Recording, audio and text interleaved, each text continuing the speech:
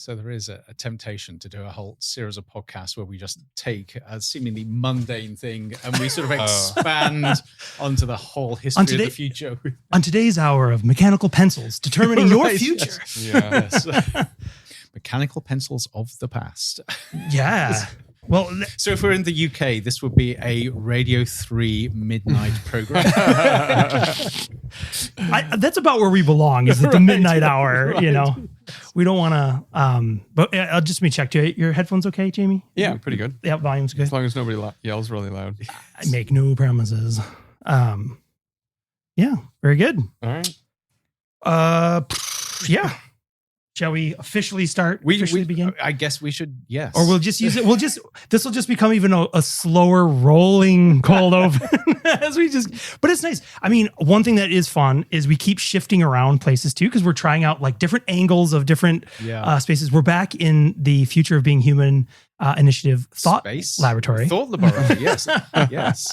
Which is a fun, I think it's fun. But yeah, I mean, we have the advantage too. I mean, it's a beautiful, sunny, warm summer day already. Yeah. I think when Emma was here, we were just chatting. We were like, because we had the door open. We did. And we were like, it's going to be the last time we can enjoy it. And it was, because it is now triple digits. Yes, so. Yes. Yep. Here we are closed in. It's good to be in here and good to have Jamie back. And can I vouch that unlike many things you see on television, the moving objects behind us are actually there. It's real. Not some fake Yeah, screen. It's not a green screen That's back right. there. That's right. It's actual traffic. And someone could yell at us from outside, and that would be, actually, so the other really cool thing about this is the university president's offices. Yeah, right there. Right there. I don't know how much is in frame. I can't see, but it's like, it's right behind us. Right. It's the brick and glass building right there. So we have to be on our best behavior from time to time. Yes. When, otherwise like, the person yelling may be Michael Craig. When you start to feel the heat of like the eye of Sauron upon you and you're like, what is right behind me? No. Ton of fun. And Jamie, thank you for coming back. I'm excited to be back. Yeah, we have the luxury of being joined again by Jamey Wetmore. But this time we are catching you right off the plane. So jet lagged and, right. Which means this should be a really interesting conversation. Yeah. Less than 24 hours back on the ground. That's crazy. Everything's fresh in my head. No time to process anything. So it's perfect. This is exactly how we like it. Yes. Grab you when you're weak and vulnerable. I was just gonna say, if you have time to actually think about what you're going to talk about, that's what we want. We want the delusional. We want you right at that boundary when you can start to see sound and taste color. Like that. That level of jet lag is right where that's the sweet spot. That's where you get the gold right there. But yeah, fantastic. So I'll take a quick pause so we can run our little intro, and then I'll come back. We'll formally introduce you, Jamie, and then we'll get off and running. Okay, great. Initializing waveform. Modulating signals for transmission. Exploring the possible, probable, and preferable futures. Welcome to Modem Futura.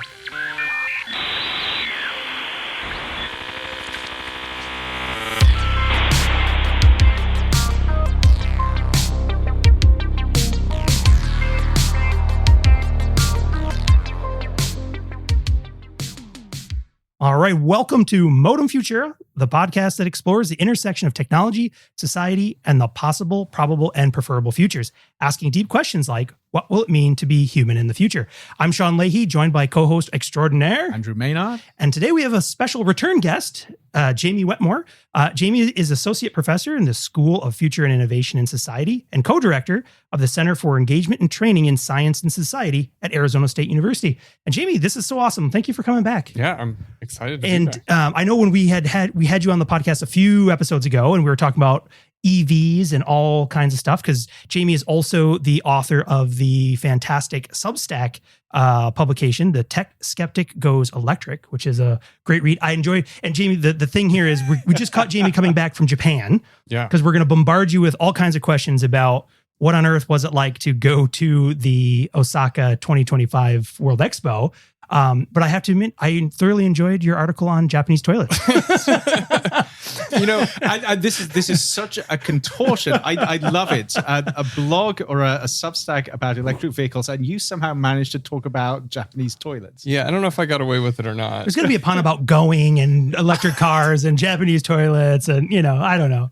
Yeah, I knew I wanted to write while I was there. Well, actually, that's the question. Was the toilet electric? Because if it was, Sure. it fits in perfectly. Oh, it was absolutely electric. Yeah. The blog almost started with, why are so many things electric in this country that aren't electric in other countries? There you go. And I just ended up just writing mainly about electric The toilet. toilets. Not even the complex things about the electric toilets in Japan, just the basic things. Yeah. Right. Well, and if nobody has had an experience with a Japanese, either in Japan or they do sell them in the US, Well, you can actually, get them. and China as well. Yeah, Yes. I think they've discovered global distribution with their Right. toilets. Mm-hmm. But it is, I remember my first encounter with one was just, I stood there looking at it with just this like dumbfounded expression of like, right. Yeah. the intersection It's of the 101 buttons, all with Japanese labels. with little pictographs. Some of them have little pictographs too. Yeah. And you're like, is that air or water or both? Yes. And you're like, I don't know if I want any of that Right. experience. I just, there is something beautiful in a funny, very, very childish humor, which I can't escape. The intersection of like the banality of why you're going to that toilet and the high-tech nature of this throne that you sit upon. Yeah. The one experience I didn't write about in the blog, but was this time, I finally did decide to chance it and press some of those buttons. Oh, okay. And it just kept going. And it occurred to me at some point that it was going to keep going until I hit the off button. So then I had to find the off button. And I would imagine, I can just, if it was me, I would just imagine being in a somewhat elevated level of distress. Yeah. Because you're also like, if you move, like, It's going to start flooding the place. Oh, you can't move. you're like, in some ways you are the cork. And so if you move, it's like, I can feel a panic already. Yeah. Oh, yeah. That's what I said. Again, reason why the first time I encountered one of these, I just stared at it because I was like, then you're like, man, I'll just hold it. I'll go somewhere else. I don't know. But yeah, no, those are, I enjoyed that. It was fun. Yes. Also, but that wasn't why you were there. No, I was not there to explore the toilets. I was there to explore the Osaka Expo 2025. Yeah. And I want to hear all about it. But before I do, the other thing that happened, I think it was just like days after you were last on, was the announcement of the Slate EV, that truck. Did you see the Slate truck? So basically, have you seen it, Andrew? No, I need talking to you about it. So right afterwards, because there's, again, one of the reasons I enjoy your Substack too, is like, I am not an EV owner. I know lots of people who are, and I'm sort of like looking over the fence constantly and trying to decide. And that's why I appreciate your Substack so much, because it is so much about the stuff you don't think about. It's the stuff that's after the glossy sort of sexy sales pitch of like, wow, this car is cool. And you hit the accelerator and there's no lag between, the electric motor and all, and how the smile that would put on your face, but then it's all the other stuff. But one of the things that has always been a turnoff for me is, so for example, in like Teslas, and I found out this is true in the Rivians as well, because I was looking into those, excited about a non-Tesla version, was that you cannot use CarPlay, iPhone CarPlay with their built-in systems. Really? Yeah. And Tesla, this has been a known thing forever. Right. And I know GM, on some of their models, they've done this. But for me, that's a complete deal breaker. And can I just say, because I struggle with this, the fact that we're now making decisions on $40,000, $50,000, $60,000 cars on whether they've got an app that will connect to our phones. Yeah. And for me, I don't know, does the EV you have, does it integrate with CarPlay, or is it a solo, or you don't even know? Don't even know. All right. I'll give you that task to let me know. Because one of the things that drives me nuts about that is like, so on the show, we've discussed my Theseus's BMW for a long time that I've replaced every part on it. But it has the built-in navigation system that's locked in time from 2008. Yep. So out here, especially in this area in the Phoenix Valley, there's so much new construction, like half the time I'm driving, the GPS in the car thinks I'm out in the middle of a field somewhere or whatever. But so anyway, but the announcement of the Slate electronic vehicle. So it's being positioned as a bare bones, like minimalist, single cab pickup truck is how it comes. It has almost nothing in it. So no radio. I mean, as bare bones as you can imagine, with the idea that it starts at under $20,000, with the promise then is like their whole piece is that they've designed it so we can design it. So basically you start at the base bare model, and then you can turn it into a more souped up truck. You can turn it into an SUV. Can you retrofit? Can you just buy it and add on? Yes. And so it's basically you buy the frame of like, well, more than the frame of the car. It's a kit car. Yeah, it's exactly what it is. And so you buy this platform that's in its base model it works, but it's no frills, no stereo, none of these kind of conveniences. But then the whole like model then is that you can customize it to whatever you want. So do you want a truck? Do you want an SUV? Do you want to have a convertible? Do you want to have all these kind of things, bigger wheels, bigger, all this kind of stuff. But for me, I look at that and I'm like, I think this might be the one for me. I don't know, because of that customization to the point where you bring your own phone, you bring your own iPad. That's the infotainment unit. But yeah, so now I don't know what all the extra. No, I'm gonna have to look at this. Now, I can imagine you sort of there with your iPad. You just stick your iPad in, and there's your control center. It has like a little. Bring your own steering wheel. It does come with a steering wheel and some pedals, and so. But that's basically it. But yeah, no, it's really exciting because, and the minute I saw that, I was like, oh, I gotta ask Jamey if he's seen this yet. So, but yeah, so I would be curious because that's 2 jobs you've given me. Yeah. Now. Yes. I don't realize. I'm like, all right, I've got a list of things that I want Jamey to do.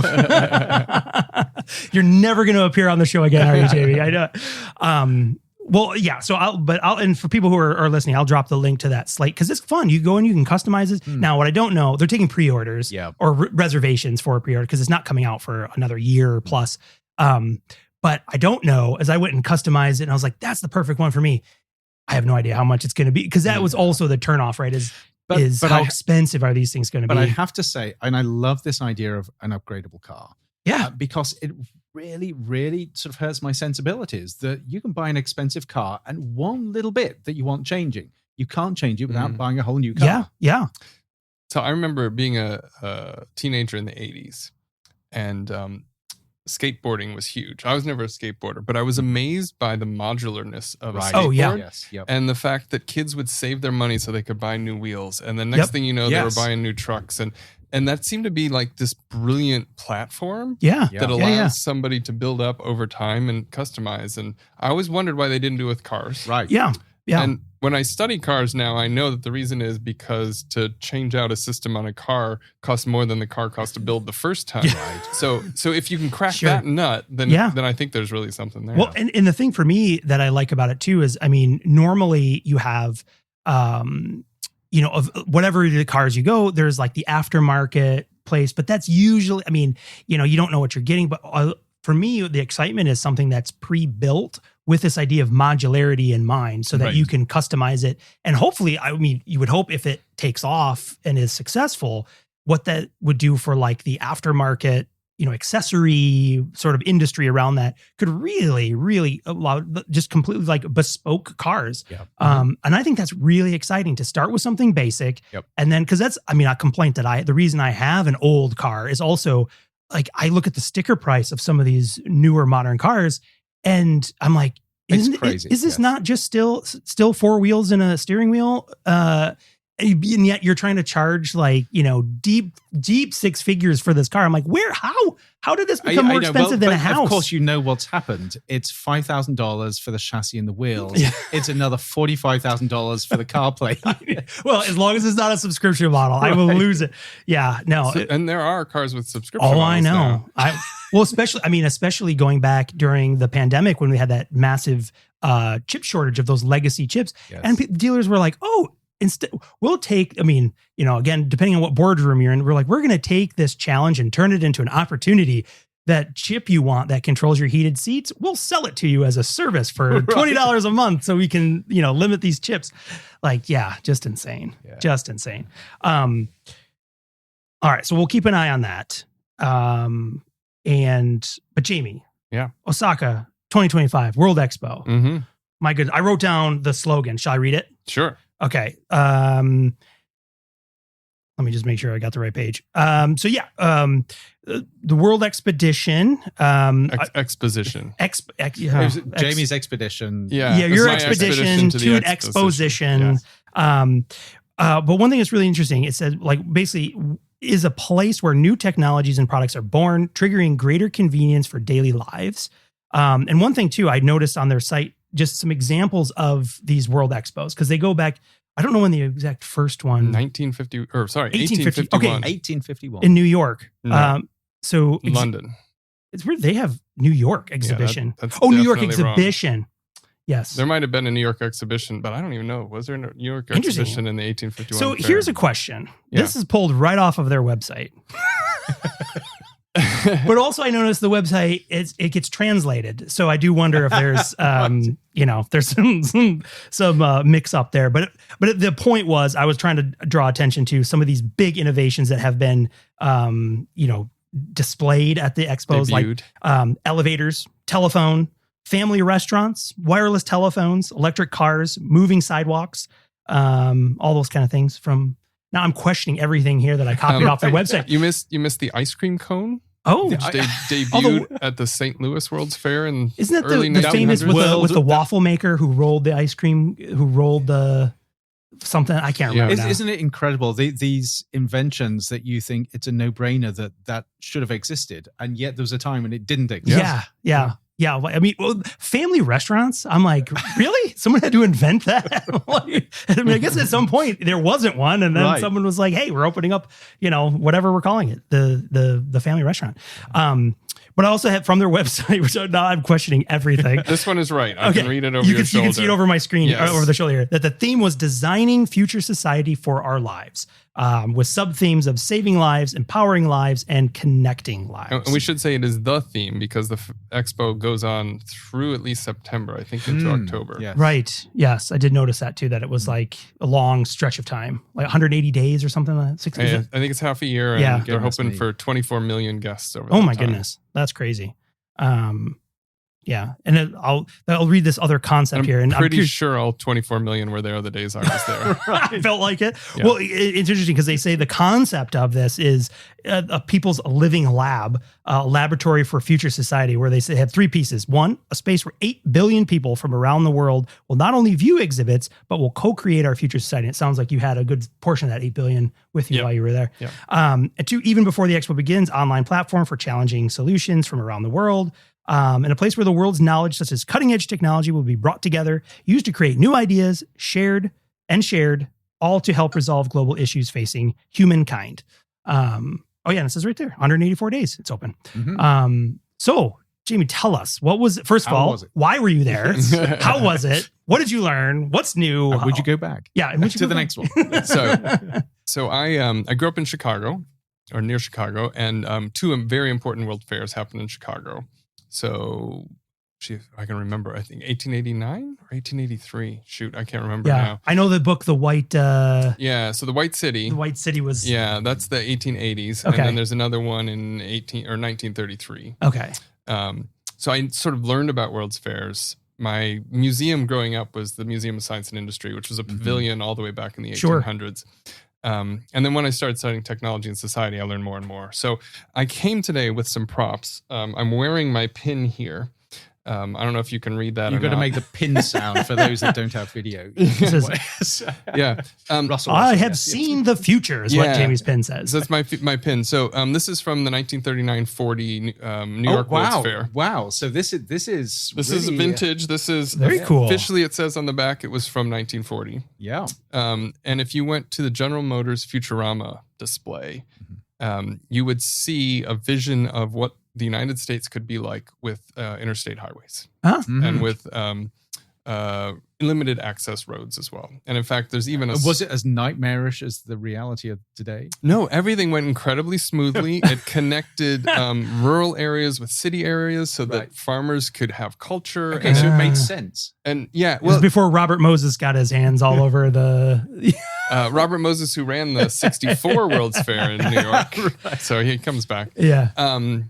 Well, I mean, visions of the future, as long as you don't include people, often can seem really convenient. Yeah. It's true. You get rid of the messy biological stuff. Those pesky people who want to live their life. Which is a recurring theme in World's Fairs, which I think we'll come back to. But as you left, you were given this pin. Oh, very cool. And it was the most important thing at the fair. It was the thing everybody wanted to go to. Mm-hmm.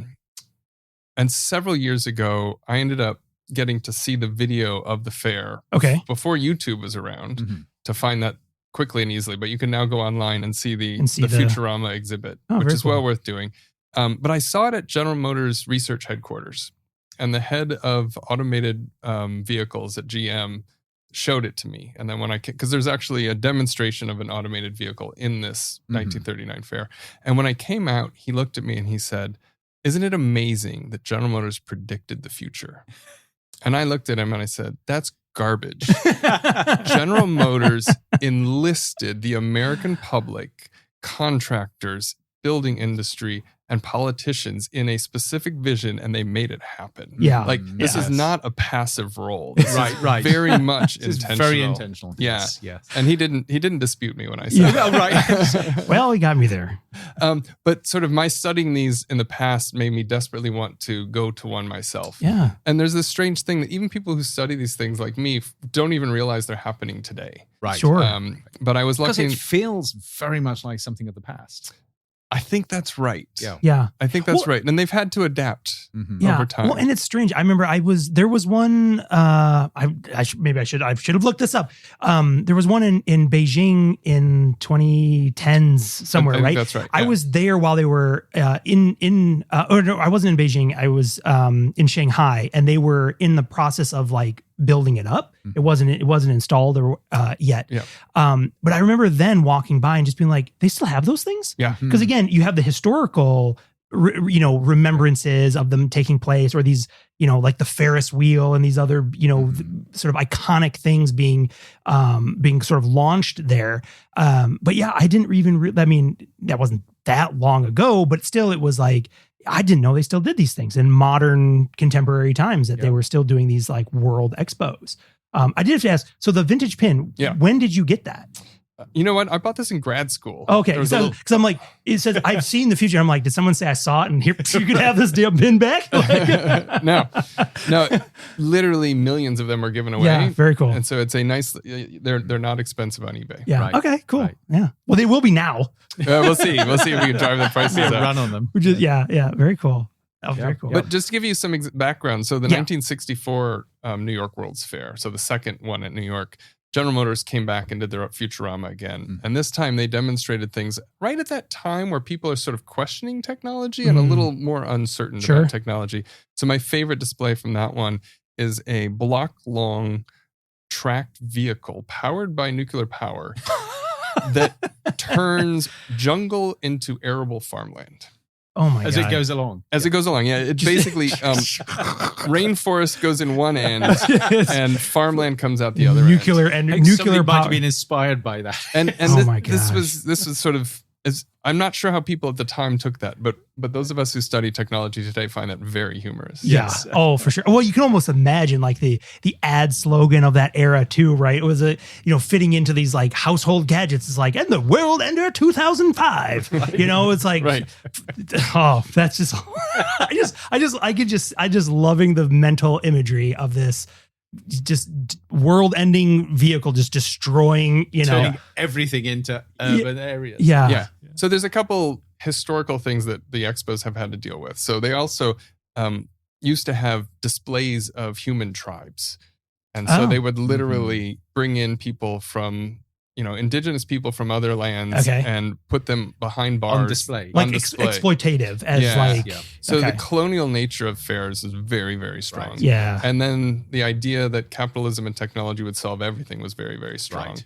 And so the expos today are sort of like, we don't quite believe that anymore. Well, I noticed even in that theme that they mentioned humankind. They didn't instead of saying mankind, which is just an interesting, just a slight change, but perhaps recognizing that, there's maybe some work to make up for, Yes. So then you went to Osaka this year. You were in Dubai last year? Well, the last one, they're usually about every 5 years. Okay. And so the 2020 Dubai Expo was held in 2021 and 2022. Right. Sure. And so I was there for there. Of course, yes, but not last year. Yeah. It just feels like last year. It does. Yes. No, it does. Yep. Crazy. But are those just the two that you've been to? Or? Yeah, those are the only Okay. two I've been to. I did not make Shanghai, which was the previous big Yeah. one. Okay.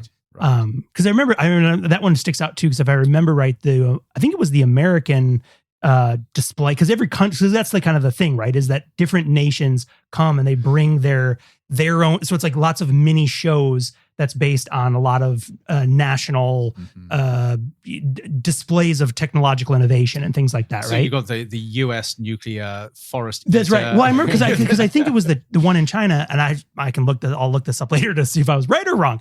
It was the one that had all these like individual bars, and so it looked like a pin cushion almost. It was really, it was a really cool design, but it was really, but yeah. So I think I remember seeing that there. But so in Osaka, about 150 different countries, presenting ostensibly their visions of the future, right. but very different depending on the country and the size of the country. So some more focused on the past, some focused on showcasing specific industries in their country, some basically using it as an opportunity to attract tourists. Yeah. Well, one question I would have too is, for the countries when they're there, is a lot of it, as you were mentioning, that they'll come and share like their vision or innovations of what they, think of the future will look like and stuff like that. But I'm also, is there a sense of like trade showness there as well, which is like, we have manufacturing, you want to build things, ways of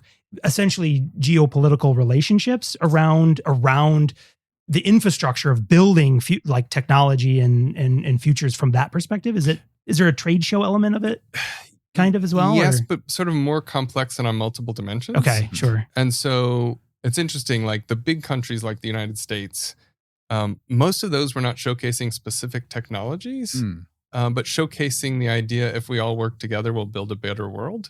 And so and we can go into the U.S. Presumably display. this was planned a few years ago. We can go into that hits a little funny at the moment. Yeah, we can go into the U.S. display in a minute if you like, because there's some very interesting stories there. But they tend not to focus on specific industries, but rather, hey, collaborate with us. We're part of this process of building a better world. Right. Yep. And then the smaller countries are trying to figure out how to carve that out as well. And so some of them are showcasing climate change and the fact that they'll be underwater in a few years and saying, hey, you guys, we need to do something about this. There are some that are, one just displayed all the rare earth metals you can find in their country and saying, basically, just a little obvious. Yes. See anything you like. Yeah, you can't have a future without us. So, how much would you pay for, unobtainium? Some of the countries sort of showcase their workforce, saying, this is you should really set up a base here because we have this active, technologically savvy workforce. Sure. Sure. And then some of them are just like, we have beautiful beaches, and so why don't you just spend some of your money here? Very interesting, yeah. And is this then primarily toward tourists who are visiting? I'm trying to wrap my head around. Who are all these? Like, I mean, what was the number of people they expected? You said 24 million. 24 million. So who are these 24 million people they want to come through these? You sort of have three different groups. I would say four different groups actually. So one group is Japanese. So lots of Japanese saying this is happening in my country. There's national pride, right? Yeah. We're hosting it. And in some sense, it is a giant theme park. Okay. Significantly larger and many more things to do than a typical theme park. The second group would be foreign nationals. So people who are coming in to see the fair, explore some Japan, which is absolutely the category we fell in. Yep.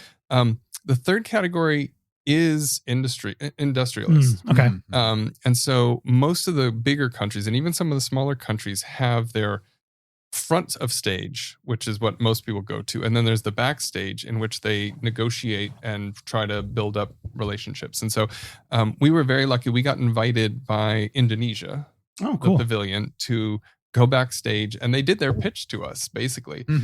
They went through all of the environmental remediation work that they've been doing in various areas. And we got swag given to us, and the Minister of Foreign Affairs was there or Minister of Tourism was there to chat with us. And so most of the countries will use it as a sort of a showcase to bring people in, to attract discussions and to have collaborations. And then the fourth group are the politicians. Okay. Right. And so we did have the president of, I'm blanking on what country. I think Bulgaria. I think the president of Bulgaria was there and did some big speeches, and you'll see people walking around in entourages and you're like, I don't know who it is, but there's somebody important over there as they go by the big bubble of humans as they, and fantastic dress that you no idea. Right. They weren't scouring the bargain basement of the slate truck. They arrived in something very fancy. So Jamey, tell us a little bit about like why you were there for this trip, because you weren't there by yourself. I was not. So I led 17 ASU students to the expo from, I think we had 15 different majors from 8 different colleges. Mm-hmm. Wow. So all undergraduate or undergraduate? No, we had about at least a third were graduate students and about half were online students. So we had students from across the country as well. But in person there. In person there, yes. We did. They did not zoom into the pavilion. I mean, if you're going to be like a telepresence robot, what better place than World Expo, perhaps? That's really cool though. That's a fun. I'm assuming it was. You came back with a smile on your face, so I'm assuming it was a good time, right? The way study abroad programs work, it's always whether the students are committed and ready to go. Right. Sure. And these students were amazing. Oh, that's wonderful. They were savvy. They were entrepreneurial. They were independent. They worked together when they needed to work together. And everybody was smiling the entire time, which is incredible. That's awesome. Yes. Yeah. That's I was just thinking, there's probably a lot of study abroad stories I can't share.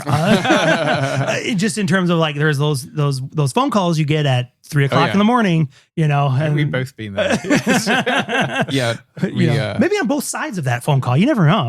I did not have to make a phone call. I sent one email about one tiny silly little problem. All right, and so a truly successful trip. It was truly fantastic. Successful. Yeah, that's fantastic. And the idea was, look, we're the College of Global Futures. Where else can you see futures being, like, literally hundreds of futures being presented in one place to have students engage with them and discuss them and reflect on them? Wow. So then what did the students do? Was it just a case of just absorbing and experiencing, or was there a plan? So on the first day we were there was, again, there's 17 of us plus 2 instructors, plus we had a local guide. Yep. And we tried to do the Osaka Castle. Which tell us about I know nothing about the Osaka Castle. This is not the expo. This is the castle in the middle of town. I was gonna say, otherwise there was like a line to the Japanese toilets, and it was like, if you come out successful, you've passed the bar and you can continue the trip. Otherwise, turn around and go back. So the Osaka Castle is, I think it was rebuilt in the 1930s. Okay. 8 levels. The elevator only goes to the 5th floor. Okay. There's a beautiful view on the top. Sorry, hold it just a bit. I'm just imagining a castle with an elevator. Yeah. Oh no, this is right. And it looks like a temple to me. Okay, so right. I'm going to look this up. Yeah, you can look it up. Yeah. You've got an entourage of 20 in an enormously crowded place. Right. We attempted initially to go up floor by floor together. Okay. It would have taken 3 days to do that. Yeah. Okay. That's like the iconic. Yeah. Okay. Right. Yes. Yeah. Wow. Very cool. And so the thought of taking 20 students pavilion by pavilion throughout the expo just was a no-go. And thankfully we knew that before we started. And so we would try to start every day with a joint expo where everybody goes together, especially if we get a starting point kind of a thing. And we could get behind the scenes and chat with the people who built it. And then we would set the students off. And they all had research projects. So they had all decided before they got there what their focus was. So some were focused on food distribution, some were focused on architecture, and all of these were things that you could absolutely dive into. And, and then we debriefed at breakfast every morning. We made up bingo cards for them to make sure they would look at things beyond what they would normally think about. Yep. But yeah, and then, it's sort of guided. They followed their noses with some guidance from us as instructors. Yeah, very cool. Yeah. I don't know how much the students themselves have had a chance to reflect yet, because again, I'm imagining you just got back 24 hours ago. They're all probably getting back now the same. Do you know they're almost all still in Japan having a wonderful time? See, they did the smart thing. They're like, we're going to stay and enjoy this beautiful country. That's what you say. I have no idea where my students are, Yeah, like my responsibility ended at the... I said goodbye to them at breakfast on Tuesday. Or no, on Wednesday, yesterday. I said goodbye to them yesterday on breakfast, and they've scattered. Sure, they'll find their way home. Do you know they were incredibly good at navigating? That's great. So, no, they're doing great. Yeah. Fantastic. So, Jamey, I'm curious, as you were going through the expo, what are some of the exhibitions or demonstrations or whatever that particularly stood out to you as either something inspiring or maybe the opposite side of that, like an oh come on moment? So it's interesting because I always think about the 39 World's Fair and having this Futurama being the thing that everybody talks about. So I was trying to think, what is the technology being showcased at this one that really stood out? And there wasn't. Mm-hmm. It was interesting. I think most of the countries had decided that inspiration was more important than specific directives. Sure. And thankfully, it was less hand wavy and saying, AI will fix this. Don't worry about it. And it was much more, the major pavilions really focused on collaboration. Very interesting. That is interesting. And they really focused on inspiration and imagination and creativity and trying to build up global conversations rather than deciding what those conversations should be before they started. Yeah. That's interesting too, because I mean, I guess I would have expected there to be like, come to our pavilion and see the next wave of general artificial intelligence, right? In like the robotics. But it is a smart move. I mean, I've had sort of good friends who have sort of talked about technology exhibits in museums. Yeah. And basically their mantra is, you know what a technology exhibit is? Day one that it launches, it's a history exhibit. Yeah. so funny you mentioned that because the U.S. pavilion was a history exhibit. Okay. Because well, you might as well lean into it, I guess, at that point, right? Yeah. So a small star named Spark, I think is his name, would lead you around the pavilion singing this song, and the title of the song is "Together, Together." Mm-hmm. And then throughout the display, can you sing this? No, it is a very catchy song, and lots of people are talking about it at the fair. Okay. And huge queues to get into the American Pavilion. Sure, yeah. It opens with very large screens, which you don't have to go in to see. Just, of course, the beautiful landscapes we have all over this country. Inspiring people to go. But then throughout are the examples of the togetherness that the United States has engaged in. And as I went through, I sort of checked them off as they have been disappeared in the last 2 months. And so, there's a long thing about Fulbright, which is very much on hold right now. A big thing on promoting students coming to university from elsewhere into the United States. A few other projects that clearly are no more. And then even the big finale of the American project is the Artemis project. Right. Yes. Going back to the moon. Going back to the moon. And of course, it has details that were true 2 months ago at the Artemis project, which are no longer true today. Right. And then for some reason, the entire display ends with you standing not next to a rocket, but underneath a rocket looking up at it. And then you get the thunder and the fire as you're incinerated. Oh my God. And the rocket takes off. That's the future of humanity. Yeah. Just stand here. It'll be all over soon. Yeah. But incredibly enthusiastic, smiling young American people introducing all of this. Sure. Yes. So who are these? Who puts these together? So the American one, which department or is it? Right. So typically a lot of them are done by the tourist boards of the countries. Right. I was going to say, I checked my email and I didn't see anything in there.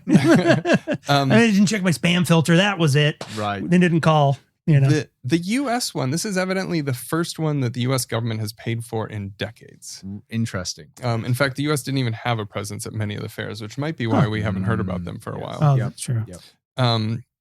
The British one is clearly sponsored by corporate sponsors. Okay. Because in the middle of it, you get a 20-minute, or not 20 minutes, sorry. I was going to say because halfway through it breaks down. No, 20-second advertisement for Aston Martin and then a 20-second advertisement for AstraZeneca. Did I get that right? Yep. So they clearly sponsored the program and got an awkward commercial in the middle of them. Right. But yeah, it depends from one to one. So trade associations in some cases, ministries which makes sense. Yes. Of foreign affairs, and then yeah. Okay, that's great. Yeah. I was just gonna keep grilling you, Jamey, on the things that. So was there something that that was like surprising from the? I mean, I say this too. I mean, I would have, putting myself in your shoes, there would come a certain level of like numbness to just how much stuff there is. And I don't know if you experience that, but I know when I go to these things, you're like, wow. Yeah. Okay. Then the energy goes. Yeah. Well, and you're seeing things that are individually potentially really cool, but in the context of so many other cool things, you're just like, that's neat. But so there's a couple of things. First of all, there's nothing funnier than a bad pavilion. It's like watching a bad movie. It's like is it like the Euro? What's the Eurovision contest? Yeah, Eurovision. Yes. Yeah. Australia, for some reason, I did not care for it at all. Okay. It was sort of an AI generated nightmare to me.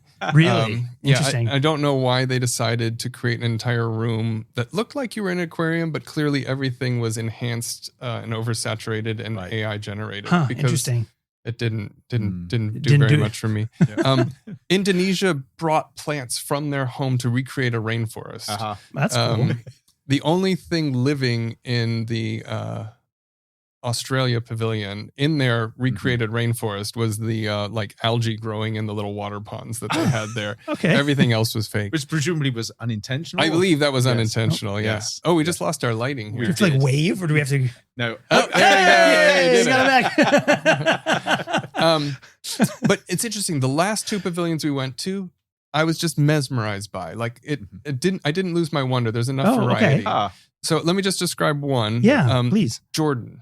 Okay. So it ends up the Jordan one, which Toby, who went with me, Toby Shulruff, who you guys should interview next because she's been at the expo for 2 full months. Right. Can Living really there give you the practically? insight. If she actually leaves, yes. I can confirm that she is home. She got home yesterday. Good. Okay. Yes. So she got to sit down with the designer, very who was cool. a Jordanian woman who's lived in Japan for 20 years. Mm-hmm. And she wanted to capture what it was like to be in her country. Mm-hmm. And it was the talk of the fair because it had sand. Which I thought would be just a very, very silly thing. I have to admit, Jamey, the minute you said that, the vision that was in my mind is just someone taking little bits of sand and just kind of throwing it in your face. Yeah.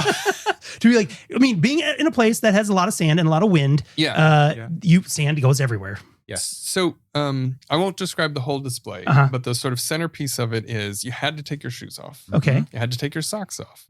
And you walked into a round room that had projection 360 plus a dome on top with more visuals.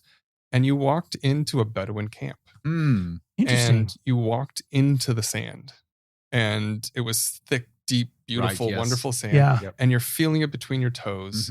You're smelling the sand. You're seeing the stars slightly move around a rock outcropping in the middle of this Bedouin camp. Oh, cool. And it transported me. Sure. I mean, the thing that some of the pavilions are trying to do is hit as many senses as possible. Right. And the Jordan one hit every sense. Yeah. You've got the tactile, you've got the sound, you've got the visuals. And even as you leave that, you go immediately into they're selling snacks and they're selling coffee. And you can taste the country as well. Yeah. Yes. Yeah. And so that's really cool. I mean, just the embodiment of that experience. Right. But the seeming amazing. simplicity of it as well, sort of really honing it down to those essential experiences. Yeah. And almost, like we weren't flying through a landscape. We were sitting in a very subtle, and I've actually been fortunate enough to be at a Bedouin camp in Jordan, and the ability to recreate that experience across the world was really phenomenal. Yeah.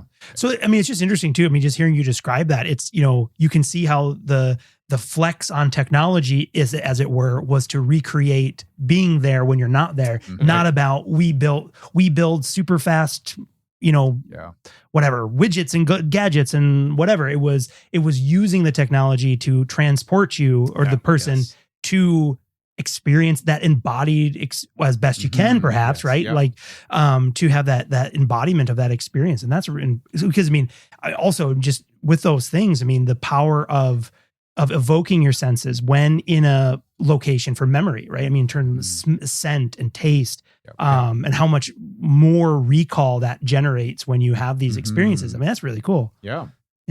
So the other thing was surprising to me.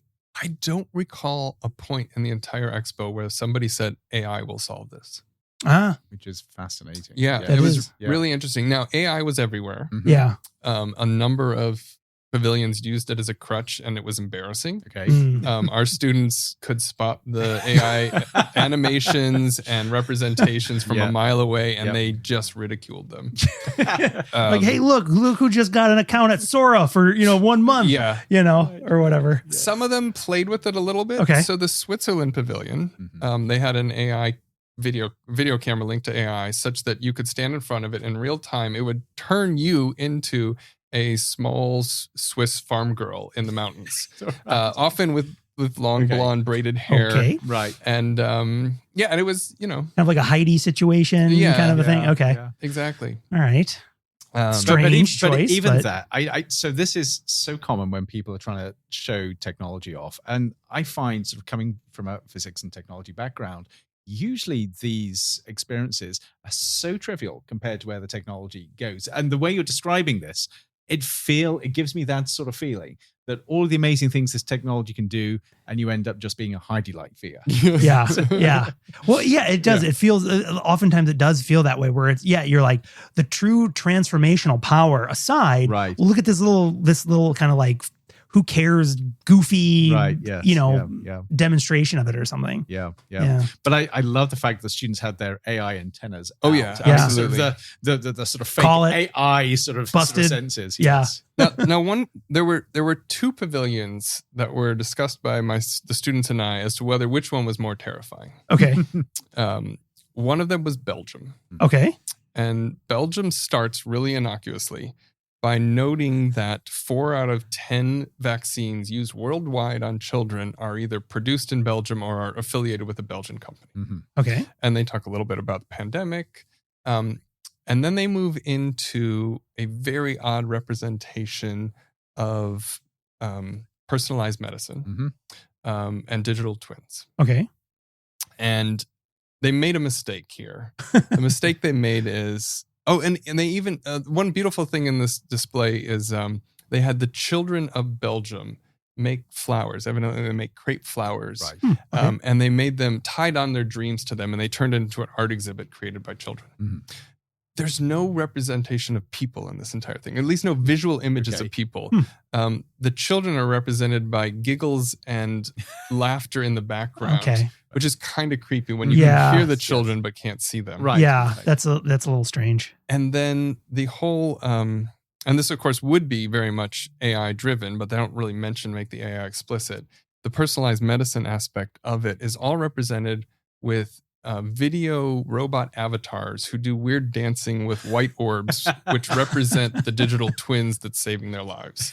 And so I've got to say, this is Eurovision Song Contest. Yeah, it has those vibes, doesn't it?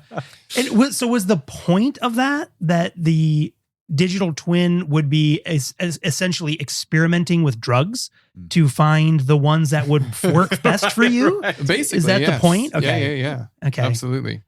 And lots of discussion about consent. Okay. Right. Which made the students even more wary of it, thinking, they're talking about it, but they're not going to actually do that. Okay. Yes. Yeah. So, in the end, I was interested because all the technologies that they were talking about in this are absolutely being done on this campus somewhere right now. Yeah. Yes. And I don't think the students recognize that. Sure. And being faced with this idea of a digital twin really creeped them out. Yeah. Right. Yeah.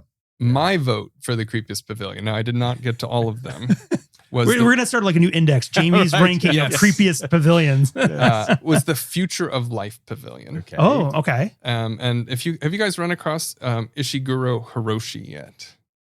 So he's a professor at the University of Osaka, and I believe one of the world's leading roboticist guys. Okay, right, yes. Just to give you a little sense of this guy, several years ago, he decided that he needed to be cloned, and so he did. And he made an android version of himself that looks disturbingly like him. Okay. Right, yes. And he does have this avatar, this robot, go into his classroom and teach his class in his stead sometimes. Okay. Yes.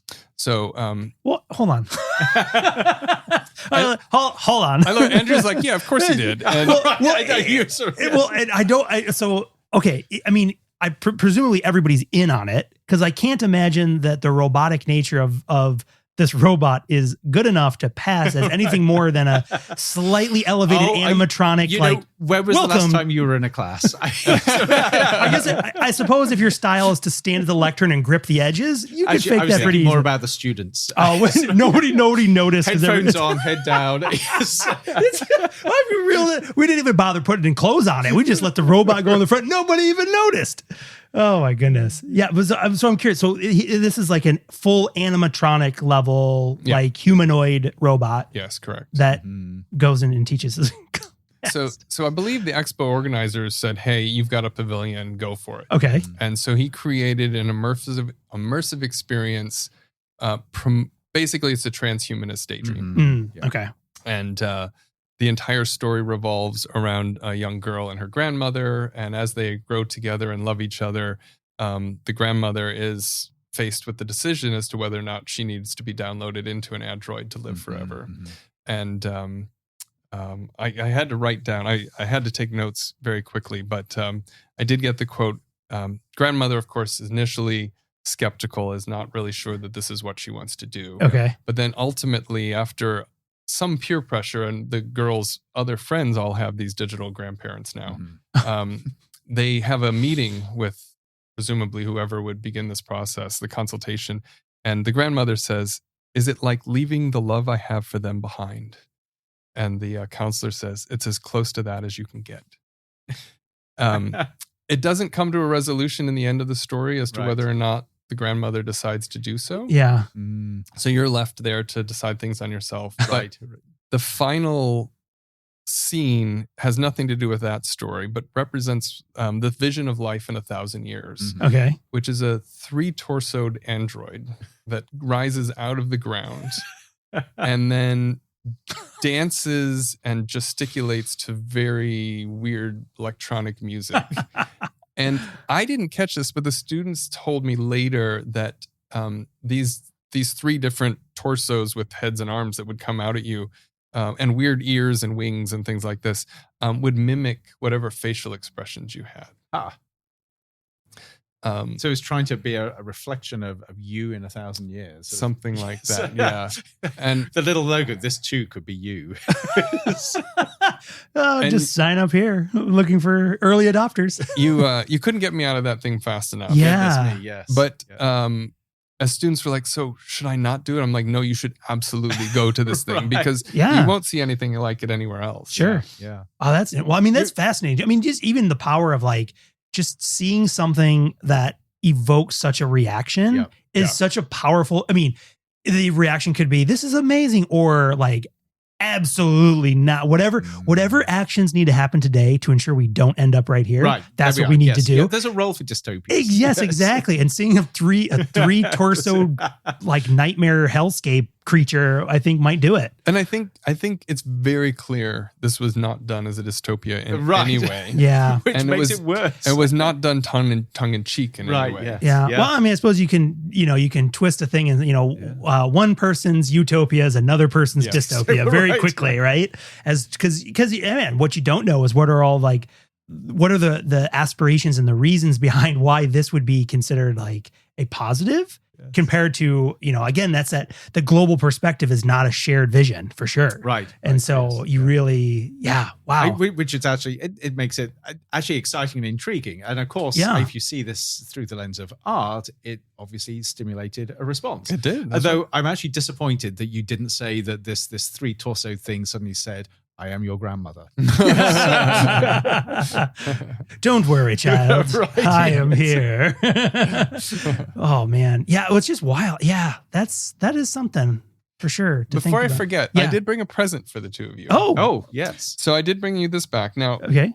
The caveat is which tent did this come out of before we Okay, so this came out of Future City. Okay. And Future City included mainly Japanese companies. There's about 5 Japanese companies that contributed to it. as near as I can tell, it had very little to do about Future City, but more about specific products from companies. And so Kawasaki had on display its 4-legged vehicle. Oh, okay. Which is this the ride on horse thing? Yeah. Do you know, some call it a horse, and that is kind of what it is, but it looks much more and moves much more like a lion. Okay. It moves like a cat. Like a cat with like the joints. A horse. Yep. But two people sit on the back of it, and then it that could be pretty cool. That seems pretty sweet. Yeah. I don't know how this transforms society.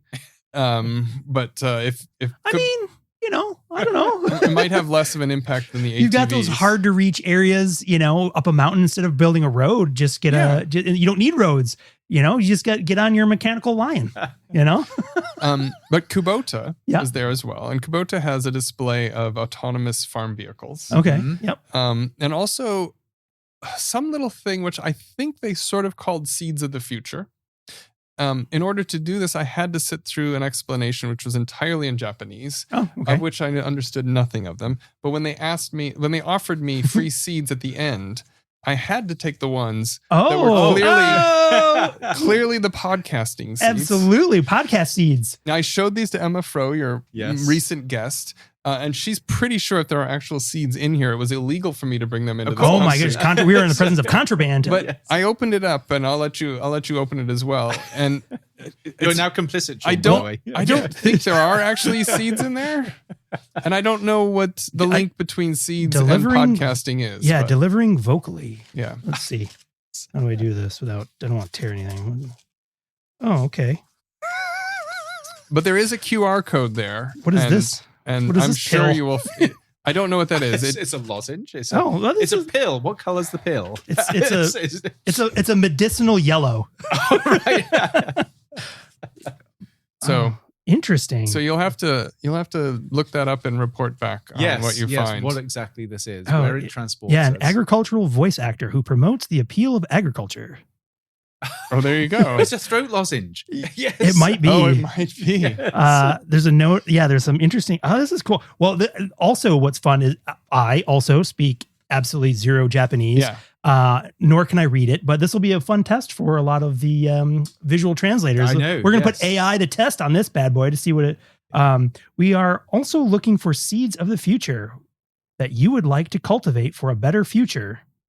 I like that sentiment. Yeah. Yes. Well, actually, that could be the tagline of where we are here: planting seeds. Planting seeds for the future. Yes. Yeah. I mean, what better role does a podcaster have than planting these ear, for the future. These ear seeds into the minds of everyone who listens? And now we have a throat lozenge to help us. We have Thank you, Jamie. Yeah. we have an unmarked mystery throat lozenge. Yeah. Yes. Yeah. Fantastic. By the way, the Google Lens ability to translate in real time, is that a lifesaver? When you're in a back alley Japanese restaurant or toilet, incredibly valuable. Do you want option 1 or 2? You're like, what do I want? One is going to get me arrested. The other one is what I'm looking for. Well, no, it's where you have the phone up and you sort of go to press a button and it says, "Are you sure you want to press that?" That's right.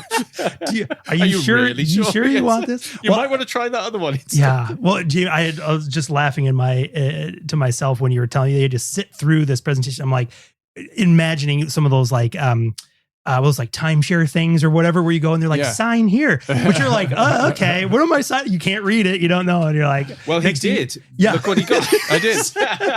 To be fair, I was encouraged in English to go to this. Right. Yeah. Okay. And then I was given the presentation in Japanese. Yeah. Right. Well, okay. So I want to come back to I want to return to something that you wrote about in the Japanese toilet post. Yes. Because you mentioned something in there. You mentioned the paper for the, and I want to come back to that because I think we can find a way to land our plane so you can get off and get on with yours and go rest or whatever. But I think you're double booked. I think you said anyway. So instead of resting, you're just doing more. But tell us a little bit about the paper because I can't remember if we were talking about the mechanical pencils before we hit record or if we caught any of that. Yeah, I think we missed it. But this is something that I think is interesting. So I, and Jamey, it sounds like you and I share this and I know Andrew does as well. An intense interest for precision stuff, the craftsmanship of tangible objects, whether they be, hi-fi audio systems, mechanical pencils, what have you. But so tell us a little bit about the paper, because I think that's such an interesting aspect, and also a peek into a different approach and perspective to the care of things and a mindset of things that we interact with, and how they can have an effect on us, regardless of how sort of like menial the thing we're doing is. Right. All right. So I'm flying from San Francisco to Osaka, and being fed absolutely wretched food. I mean, I've had bad airplane food, and this was some of the worst. And this was American wretched food, or? Yes, it was produced in America for Americans, and unfortunately for our Japanese friends as well. Right. But in the middle of the flight, they hand you the sheet of paper in which, well, you could have done it online before you left, but I hadn't done that. So they hand you the sheet of paper that you have to fill out, basically saying who you are and what your passport number is, and a few other items for immigration. And they handed it to me, and it's in my hand, and my brain just started firing, saying, what is going on here? The paper felt silky and beautiful and smooth, and it was very clear that a great deal of time and effort went in to make this paper. Right. Yeah. Which doesn't square with me, because I know this paper is going to be handed to somebody and then recycled within 20 minutes of me leaving it behind. Yeah. And so it got me to reflect on the values that, a culture has, that in Japan, that the touch and tactileness of paper is so important that they even put it in their basically garbage documents. Yeah. Well, I mean, and reading that too, I mean, that was one of the things that resonated instantly with me with that, is also I didn't get to touch the paper, but I understand. And Andrew, I know we've gotten samples for things. I'm like, feel this paper. I know, yes. And there is immediately when you feel sort of like that elevated tactile response from something and it reflects the intentionality and the care of how you, the person coming to, in this particular case, right? How someone who is coming to visit Japan, one of the first things they get to interact with is this little piece of paper that for most of us, we just assume it's just a scrap piece of like recycled paper. It's just going to go into the bin. So why would it be anything other than just the cheapest, throwaway type of paper? But instead it was the exact opposite. It was this elevation of that experience. In some ways, this like welcome of it's going to be different, because this is how much care we put into even things like that. Yeah. Which I think is really cool. Yes. So, but yeah, amazing. Any other final thoughts or discoveries or aha moments or anything you want to share before we kind of wrap up? I will say that, after reading about them for years and experiencing them, I really think that World Expos are just a really interesting place to visit. Yeah. And I encourage people, if any of this sounds interesting to you, you will enjoy it. I will say that to actually do the full expo, so Toby was there for 6 weeks, and she did not do the full expo. Wow. Goodness me. So you have to pick and choose what's most important to do and to see. Yeah. And when is the next one? Next one is in 5 years' time? Yes, in Riyadh. Okay. Oh, interesting. Okay.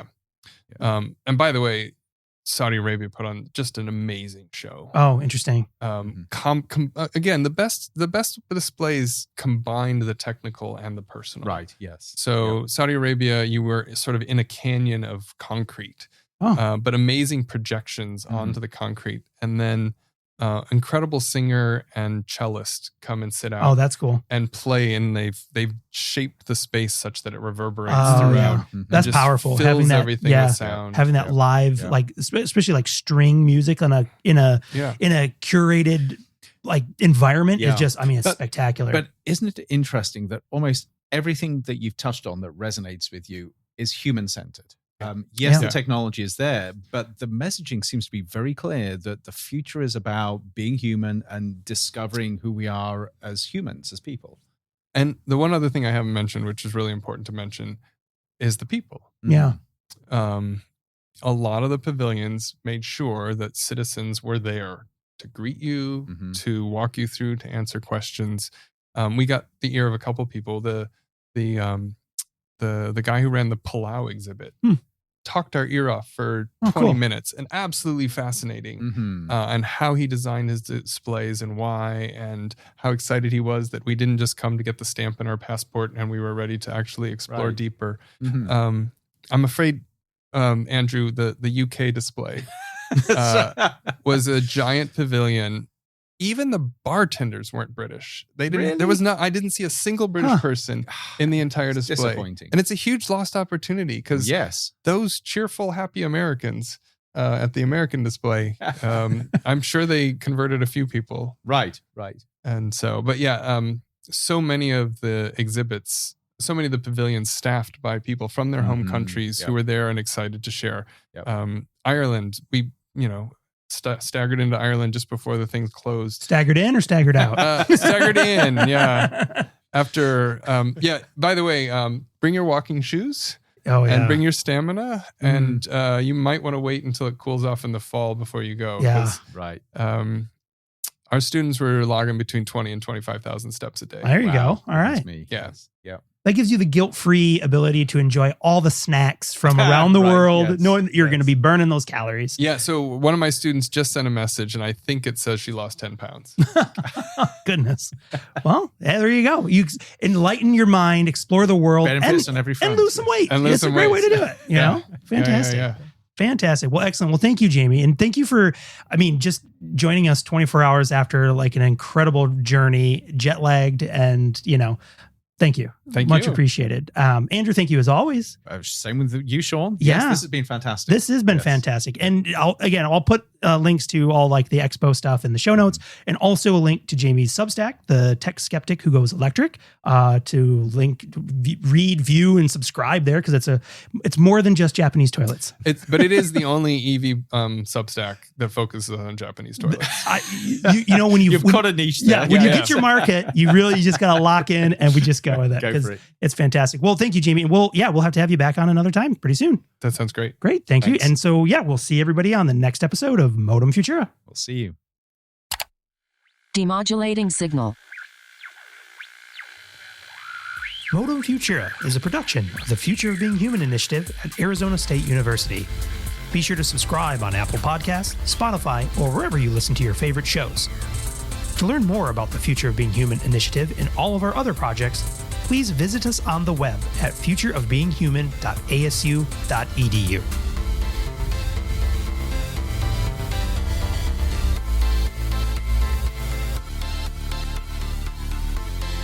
End transmission.